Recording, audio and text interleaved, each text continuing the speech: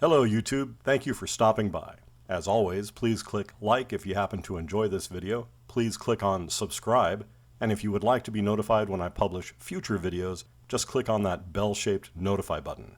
Additionally, I'd love to hear from you, so be sure to leave me a comment and please share this video with anyone else you think might enjoy it as well. Alrighty then. In this video, I'm documenting the steps I took to repair a Sears Craftsman 10-inch table saw, model 137.248880. I hope you find it informative. So I saw this broken Craftsman table saw for sale online near me for $20, with an original MSRP of $220 when new, and typically sold on sale for, $198. I figured that for $20 it was cheap enough that I could risk buying it and try to repair it. I knew when I bought it that it had a motor problem, but I've fixed a few electric motors, and if I'm lucky it'll be an easy fix, and maybe I'll get a short video about it at the same time. Once I got the table saw home, I shot some video when powering it on for the first time.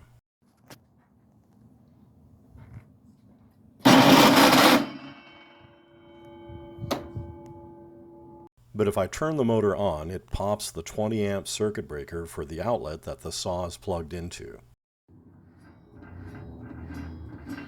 The motor will turn by hand, but it's rough and makes noise. Well, I knew what I was buying, but with any luck it'll be a simple fix. We'll see. The first thing I do is invert the table saw and place it on top of a couple sawhorses. Remove the stand, and then I pull the motor out. Once the motor's out, I extract the brushes, which are fractured, a sign that the brushes were subjected to some vibrations while the motor was in operation. While the commutator and windings of the rotor appear to be okay, the rear bearing is totally seized and has a bit of a skew to it. From this angle, you can see that the bearing is misshaped and the bearing race is bulging. The stator itself appears to be okay, as are the brush holders, but the rear bearing seat at the back of the motor housing is another story altogether. Since the motor housing and the rear bearing seat are made of plastic, the rear bearing seat appears to have started melting a bit when the bearing seized. Not sure if this will be a problem though. This kind of plastic does tend to expand as it melts, so it could be okay, maybe. One thing that I have learned from seeing this is that you really want to avoid buying tools with plastic rear motor housings whenever possible. Apparently, planned obsolescence is real.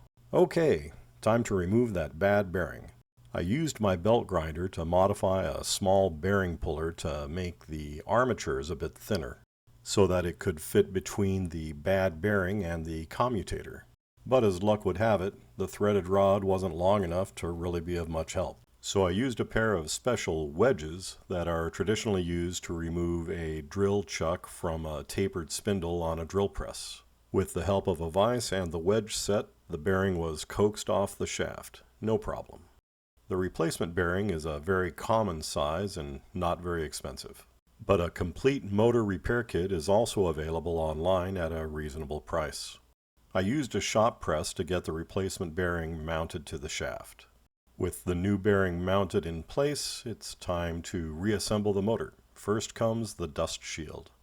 Next comes the rotor with its new rear bearing. The fit of the new bearing into the rear bearing seat seems good. A quick alignment check and everything still looks pretty good. Next comes the reduction gear and arbor assembly. Along with the replacement bearing, I also bought a pair of replacement carbon brushes, also very affordable.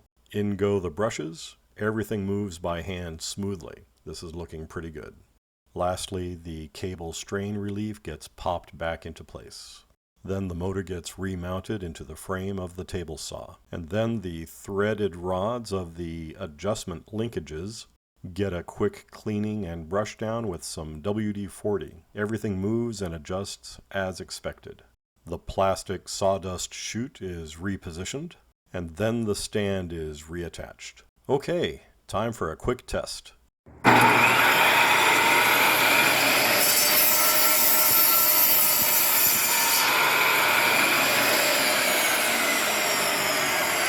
Huzzah! It works!